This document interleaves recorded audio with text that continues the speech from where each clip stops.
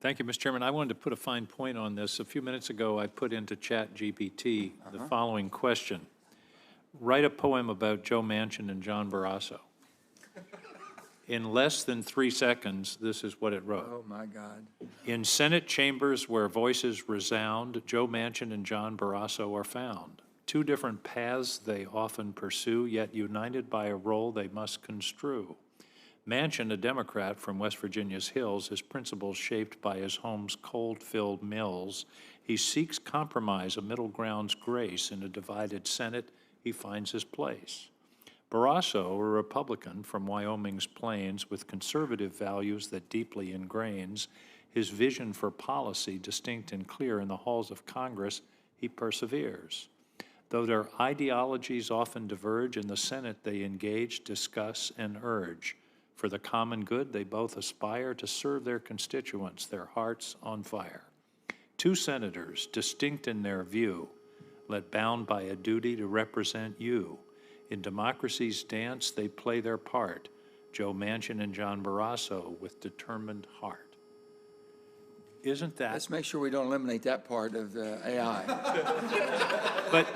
But think of that, in less than 2 seconds, the data that was searched to put that material together, make it rhyme, and have it be so representative of our two senators. I just think we ought to realize the unbelievable power of this. That's sort of a homely example, but I think we need to understand the radical nature of this technology. Mr. Turk, a homely question. One of the problems in the energy transition, which as you know is one of the major issues of our time, is ISO's timeliness of processing applications for connection to the grid. There's a huge backlog in virtually all the ISOs in the country.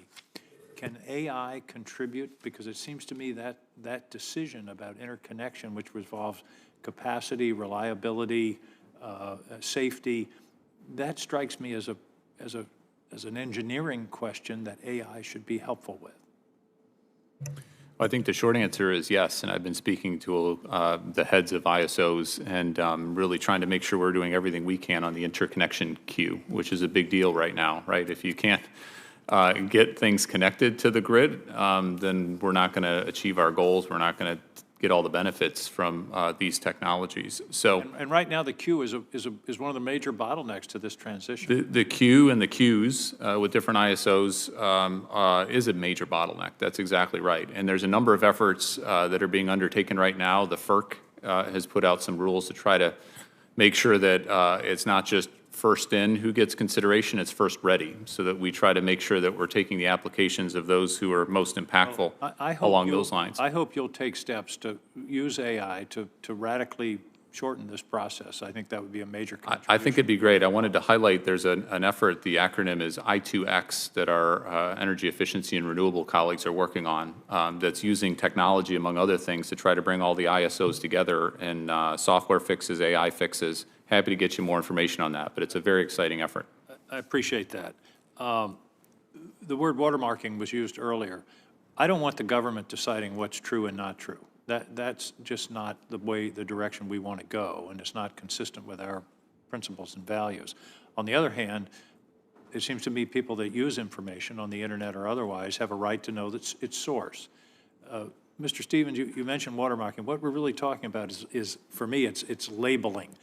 This film or this article was produced with AI. That would be important information for people to have in assessing the validity of what they're seeing.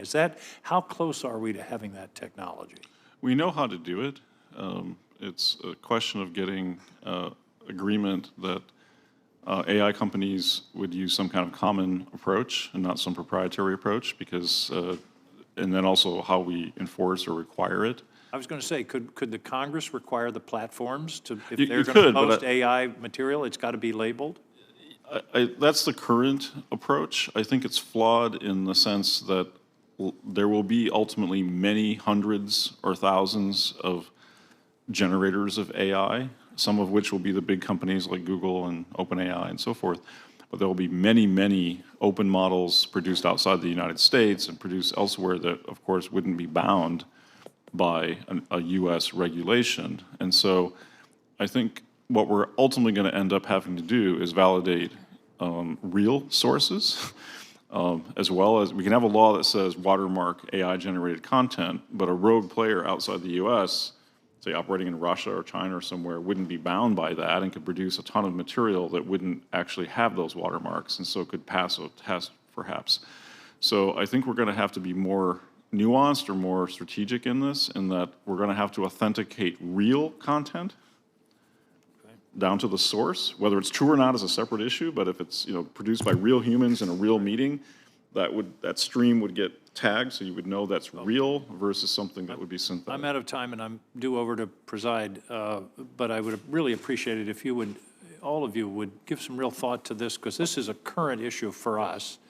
And we've got a major election coming up in a little over a year. Disinformation via AI could play a pivotal role. We need your best thinking now. So to the extent you can get back to this committee on these subjects, it would be very, very helpful to us. Thank you, Mr. Chairman. Happy to do that.